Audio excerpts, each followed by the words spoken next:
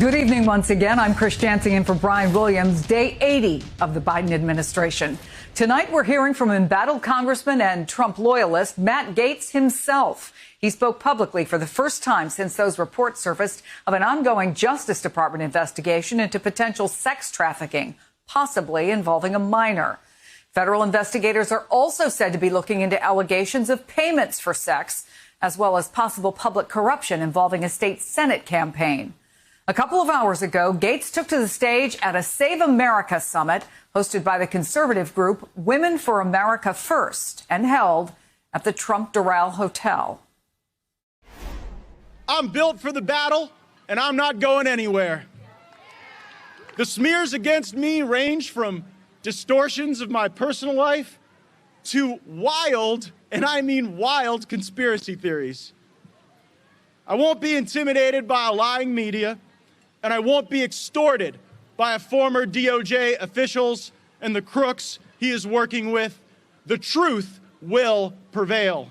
So when you see the leaks and the lies and the falsehoods and the smears, when you see the anonymous sources and insiders forecasting my demise, know this: they aren't really coming for me. They're coming for you. Earlier today, the House Ethics Committee announced its own investigation into Gaetz for sexual misconduct.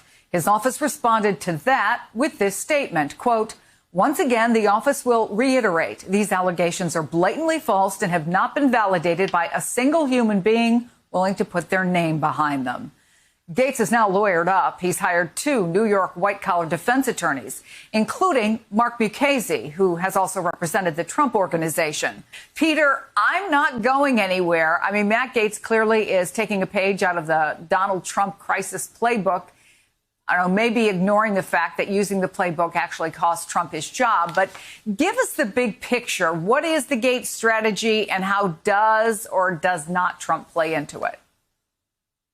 Well, of course, Congressman Gaetz wants to make this all about Trump and the anti-Trump fervor out there. He's trying to associate himself with the Trump base, of whom he has been a leading champion, obviously, in the last 4 years, and saying this is all political. It's all the same kind of persecution that they went after the president that these supporters really, admire.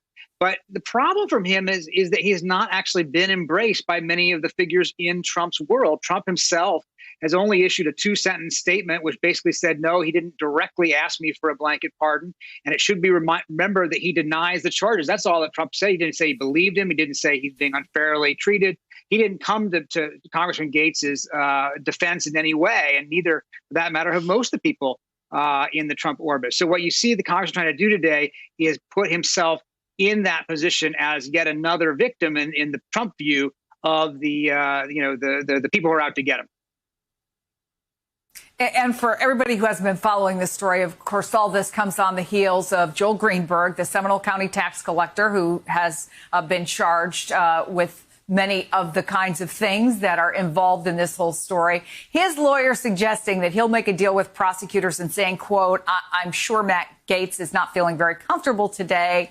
Had Gaetz's longtime sparring partner, Michael Cohen, issuing a kind of warning for him earlier tonight with Ari Melber. Take a listen. Well, he's learning nothing, but Gaetz's behavior was so brazen and so stupid that it actually boggles the mind. Because the only reasonable explanation for his behavior is that he felt that he would be protected by Donald Trump and his corrupt Justice Department. So he must have been petrified when Trump lost the election. They're following Donald Trump's playbook. And as I explained before the House Oversight Committee, that I know the playbook and it didn't work for me, and it's certainly not going to work for you. So Matt Gaetz really needs to smarten up and understand that he's in very serious trouble. So we did report Eugene Gaetz has hired a couple of big-time lawyers. He also hired a PR firm that includes a former contestant from The Apprentice.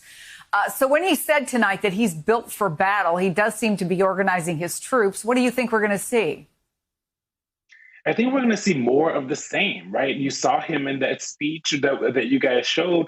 And as Peter was saying, he doesn't seem to be going anywhere. He's doing the Trump thing of doubling down, tripling down flooding the zone, and more importantly, daring people to come after him, right? And some of my colleagues got in contact with some people who claim to be representing Gaetz. They won't say how close they are, but saying that, asking questions or talking about the relationship between former President Trump and Matt Gaetz could get them sued. And we wrote stories about that are still up on Politico.com. And so it's all of the same vein.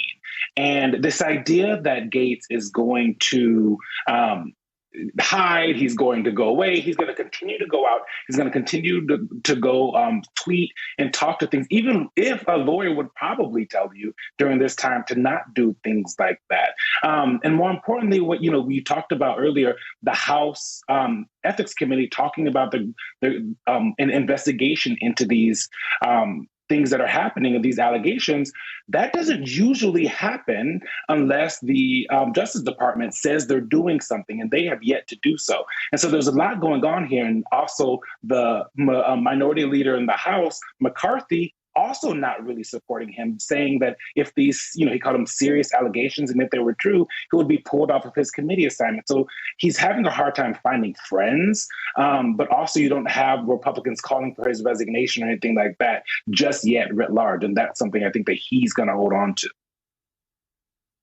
So, Danny, what are you watching for? Obviously, we're looking for whether or not there's going to be a plea deal. We're looking for what the next move might be by prosecutors. But I guess big picture, if there are these discussions going on, what kind of conversations are they, and how long could it be before we know? Here's the key. Among the many federal laws that address what Matt Gaetz is being investigated for, whether it's the Mann Act, whether it's Section 1591, it involves illegal sexual activities, paying for sex, sex trafficking. None of them criminalize lawful sex. So for now, the only information that is being reported is that, yes, Matt Gaetz may have paid money that through Venmo or some other app that may have ended up in the hands of women. So far, no crime yet. But the real key for me, as a criminal defense attorney especially, is, will any of these people, including this Greenberg character or any of the women, will they turn on him? Will they enter into a plea deal, and will they become cooperating witnesses against Matt Gaetz? Because that is the biggest factor. There is nothing so devastating to a criminal defendant than one of your old buddies or somebody that you knew coming into court, and even though they're under a plea deal, and even though they're only there to benefit themselves, there's something about them pointing at your client and saying that's the guy that done did it that really resonates with a jury. Hey, thanks for watching our YouTube channel. You should know that you can follow today's top stories and breaking news and catch up on your favorite MSNBC shows all in one place. Download the NBC News app today.